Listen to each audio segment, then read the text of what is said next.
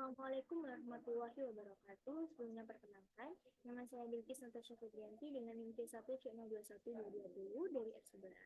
Di sini saya akan mempresentasikan tugas mata kuliah Akuntansi Syariah dengan judul Sumber Hukum Islam, yaitu sebagai berikut. Materi yang akan saya bahas kali ini ada 8. Yang pertama ada sumber hukum Islam, lalu yang kedua ada jenis dan definisi sumber hukum Islam, lalu yang ketiga ada urutan pengambilan hukum Islam, lalu yang keempat ada mukjizat Al-Quran, lalu yang kelima ada fungsi dan peranan Al-Quran, lalu yang keenam ada fungsi as-sunnah, lalu yang ketujuh ada fungsi ijma, dan yang terakhir ada fungsi qiyas. Untuk mempersingkat waktu yang ada, kita langsung saja masuk ke materi yang pertama, yaitu sumber hukum Islam. Menurut Nur Hayati, pada tahun 2013, sumber hukum Islam merupakan dasar atau referensi untuk menilai apakah perbuatan manusia sesuai dengan syariah atau ketentuan yang telah digariskan oleh Allah Subhanahu wa Ta'ala atau tidak. Sumber hukum Islam yang telah disepakati jumhur atau kebanyakan ulama ada 4, yaitu Al-Quran, As-Sunnah, Ijma' dan Qiyas, sebagaimana tertuang dalam Quran Surat 4 ayat 59. Lalu materi yang kedua ada jenis dan definisi sumber hukum Islam.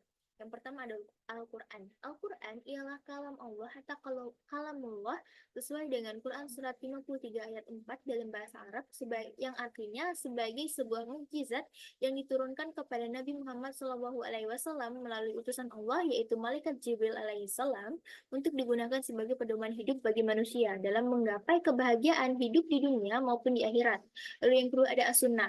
As-Sunnah ialah ucapan kauliyah atau ucapan atau kauliyah, perbuatan atau fiiliyah, serta ketetapan-ketetapan atau takririyah Nabi Muhammad SAW yang merupakan sumber hukum Islam kedua setelah Al-Quran. Selain itu, As-Sunnah bisa juga membatasi ketentuan Al-Quran yang bersifat umum, dan bahkan bisa menetapkan hukum yang tidak ada dalam Al-Quran.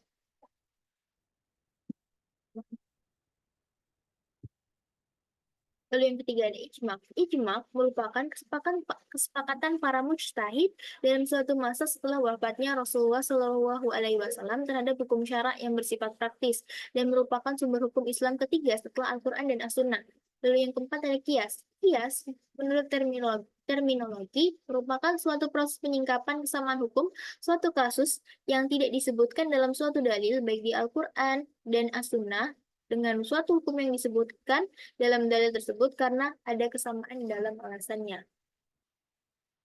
Lalu materi yang selanjutnya ada urutan pengambilan hukum Islam. Urutan prioritas pengambilan sumber hukum antara Al-Quran, As-Sunnah, Ijma' dan Qiyas ialah apabila terdapat suatu kejadian yang memerlukan ketetapan hukum. Pertama-tama, hendaklah dicari terlebih dahulu di dalam Al-Quran. Apabila rujukan untuk ketetapan hukum itu tidak ditemukan dalam Al-Quran, barulah beralih meneliti pada As-Sunnah. Bila rujukan tidak ditemukan dalam Al-Quran dan As-Sunnah, baru dibolehkan merujuk pada putusan dari mujtahid yang menjadi ijma' atau kesepakatan bersama.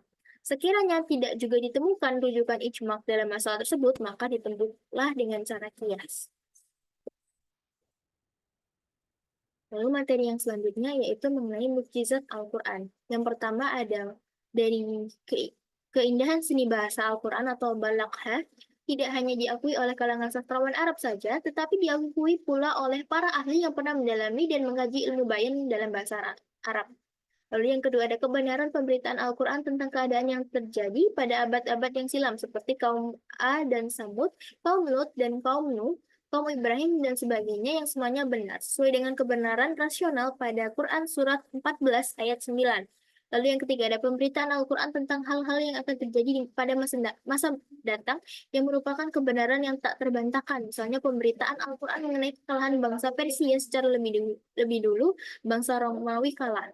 Sesuai dengan Quran surat 30 ayat 1 sampai 5. Quran surat ke-30 ayat 1 sampai 5. Kandungan Al-Quran banyak memuat informasi tentang ilmu pengetahuan yang tidak mungkin diketahui oleh ummi yang tidak pandai membaca dan menulis. Dan tidak ada suatu perguruan atau lembaga pendidikan yang mengajarkannya saat Al-Quran diturunkan. Lalu materi yang selanjutnya yaitu mengenai fungsi dan peranan Al-Quran. Berikut adalah fungsi Al-Quran menurut Az-Zahraq pada tahun 1999.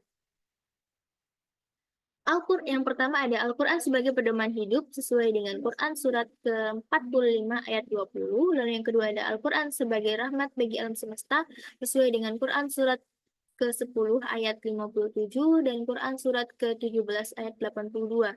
Lalu yang ketiga ada Al-Quran sebagai cahaya petunjuk sesuai dengan Quran surat ke-45 ayat 52 dan Quran surat kedua ayat 2 sampai dengan 185.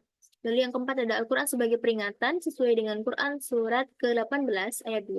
Lalu yang kelima ada Al-Quran sebagai penerangan dan pembeda sesuai dengan Quran surat kedua ayat 185. Lalu Quran surat ketiga ayat 138 dan Quran surat ke-36 ayat 69. Lalu yang keenam ada Al-Quran sebagai pelajaran sesuai dengan Quran surat ke-10 ayat 57 dan Quran surat ke-69 ayat 52.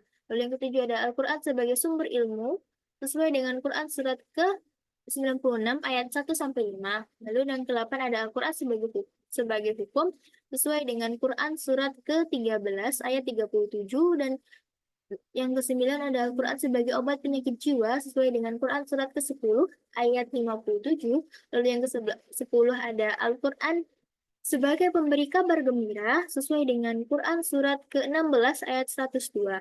Lalu yang terakhir ada Al-Quran sebagai pedoman melakukan pencatatan sesuai dengan Quran surat kedua ayat 282 hingga 283. Lalu, materi yang selanjutnya adalah fungsi as-sunnah. Fungsi as-sunnah antara lain sebagai berikut. Yang pertama, menguatkan hukum yang ditetapkan dalam Al-Quran. Lalu yang kedua, ada memberikan keterangan ayat-ayat Al-Quran dan menjelaskan rincian ayat-ayat yang masih bersifat umum. Lalu yang ketiga, ada membatasi kemutlakannya. Lalu yang keempat, ada menaksiskan dan atau mengkhususkan keumumannya. Dan yang terakhir, ada menciptakan hukum baru yang tidak ada di dalam Al-Quran. Lalu materi yang selanjutnya yaitu mengenai fungsi ijma. Yang pertama ada menyisihkan kesalahan-kesalahan yang terjadi dalam melakukan ijtihad. Hal ini bisa saja terjadi jika ijtihad tersebut dilakukan secara individu. Lalu yang kedua ada menjadikan satu pendapat-pendapat yang memiliki perbedaan dengan jalan kesepakatan yang sudah dicapai. Lalu yang ketiga ada menjamin tentang penafsiran yang tepat atas Al-Quran dan keotentikan dari hadis tersebut. Lalu materi yang terakhir adalah fungsi kias. Fungsi kias adalah untuk menetapkan suatu hukum akan suatu perkara yang baru yang belum ada pada masa sebelumnya, namun memiliki kesamaan ada dalam sebab, manfaat, bahaya, dan berbagai aspek dengan perkara terdahulu sehingga dihukum sama. Baik, itu saja materi yang dapat saya sampaikan. Apabila ada kesalahan, saya mohon maaf. Wassalamualaikum warahmatullahi wabarakatuh.